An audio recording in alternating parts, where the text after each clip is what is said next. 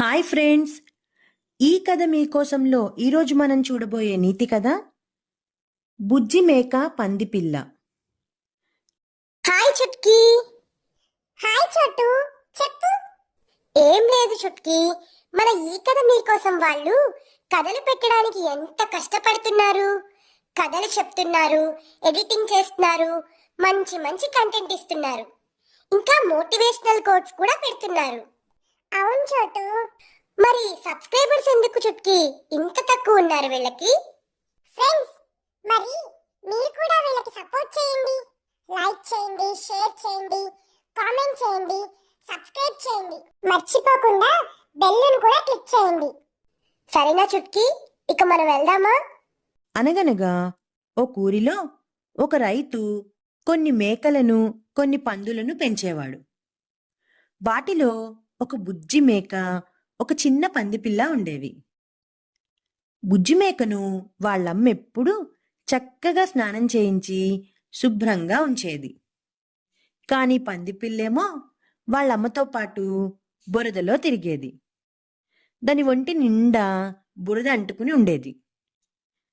పందిపిల్ల ఎదురుపడగానే ఆ బుజ్జిమేక ముక్కు మూసుకుంటూ, ఛీ, నువ్వు నా దగ్గరకు రాకు, కంపు, అవతలికి పో అని చీదరించుకునేది.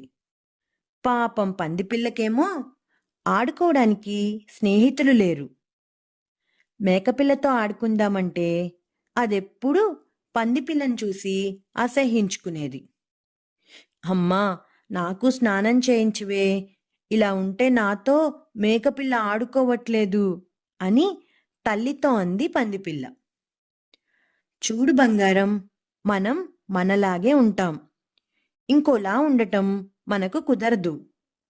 మన శరీరానికి చెమట పట్టే లక్షణం లేదు. అందుకే ఎప్పుడూ మనం ఒంటిని తడుపుకుంటూ ఉండాలి అని తల్లి దానికి వివరించి చెప్పింది. పందిపిల్లలకు ఇదంతా అర్థం చేసుకునే వయసు లేదు. కాసేపు వాళ్ళమ్మతో గునిసింది. అమ్మ దాన్ని ఎంతో సముదాయించింది. అయితే ఒకరోజు పందిపిల్ల ఒక చోట, మేకపిల్ల ఒక చోట ఆడుకుంటున్నాయి. ఇంతలో దూరంగా ఉన్న కొండ మీద నుండి నక్క ఒకటి ఎలా పసికిట్టిందో ఏమో గాని మేకపిల్లని పట్టుకుందామని అటువైపు వచ్చింది. మేకపిల్ల ఒంటరిగా ఉండటంతో ఆ నక్కకి మరింత వీలు చిక్కినట్టయింది. అయితే నక్కి నక్కి వస్తున్న నక్కను చూసింది పందిపిల్ల.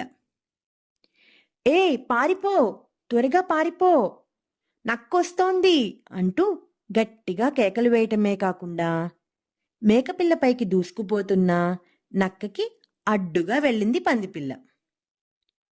మేకపిల్లకు తగలాల్సిన దెబ్బ పాపం ఆ పందిపిల్లకు తగిలింది. ఈలోగా పందిపిల్ల అరుపు విన్న రైతు పరిగెత్తుకుని అక్కడికొచ్చాడు. అతన్ని చూడగానే నక్క కాస్త పారిపోయింది. ఆ పందిపిల్ల గాయానికి మందు వేసి బాగుచేశాడు రైతు. ప్రాణాలు అడ్డుపెట్టి తన ప్రాణాలు కాపాడిన పందిపిల్ల పట్ల తన ప్రవర్తనను తలుచుకొని సిగ్గుపడింది బుజ్జిమేక. ఆ తరువాత అప్పటినుంచి అవి రెండు ప్రాణ స్నేహితులయ్యాయి. ఈ కథ ఈ కథ మీకు నచ్చిందా పిల్లలు? నచ్చినట్టయితే లైక్ చేయండి, షేర్ చేయండి, కామెంట్ చేయండి, ఇంకా సబ్స్క్రైబ్ కూడా చేసుకోండి. గంట కొట్టని వాళ్ళు కూడా